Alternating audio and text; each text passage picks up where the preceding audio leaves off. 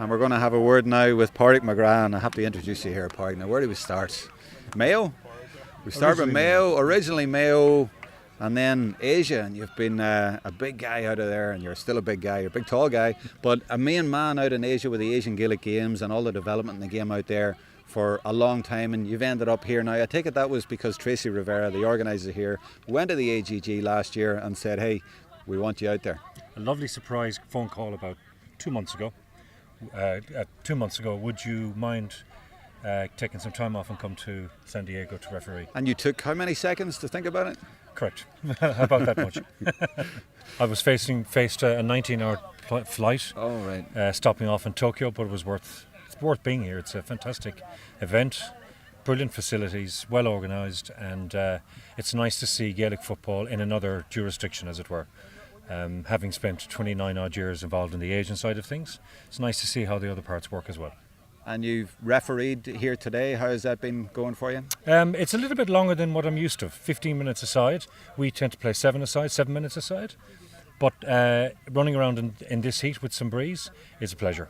It is. It's a beautiful part of the world when the sun comes out, but the facility itself is fantastic. And I know in Asia you have fantastic facilities. You usually go to schools and things like that, and they have the fantastic facilities, but this here is an Olympic training centre. They've moved here last year after being in a place, I'm sure they won't mind me saying it was inferior, but this has really brought them up to another level. I mean, it's one of the best tournaments certainly in North America. Yeah, I believe so. And Tracy Rivera, the main organiser and the boss behind the event, seems to be quite keen to try and build it.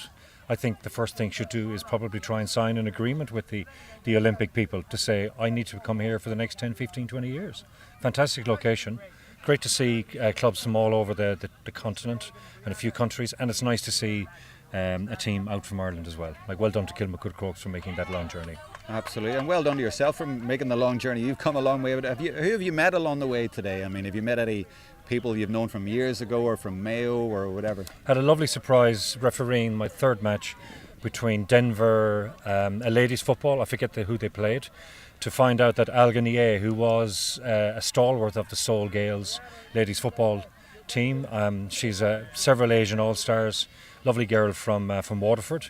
I just walked up and she said, hey, long time no see, and she's an ace for the Denver team as well, so fantastic to meet somebody like her. Absolutely, and the game's about to restart here, so we'll go to that in a minute, but just finally I'd like your thoughts on the GA outside Ireland. You're the perfect guy to ask. You've been so long in Asia, and now you've seen it in America, you've seen this tournament, and I'm sure you've seen others around the world, and the World Games are coming up in a couple of months as well. I mean, what do you think of where the game is internationally? I think the game internationally is progressing all the time. I think there still is probably a lack of interest and lack of knowledge from people in Ireland, so I think there's some work to be done there.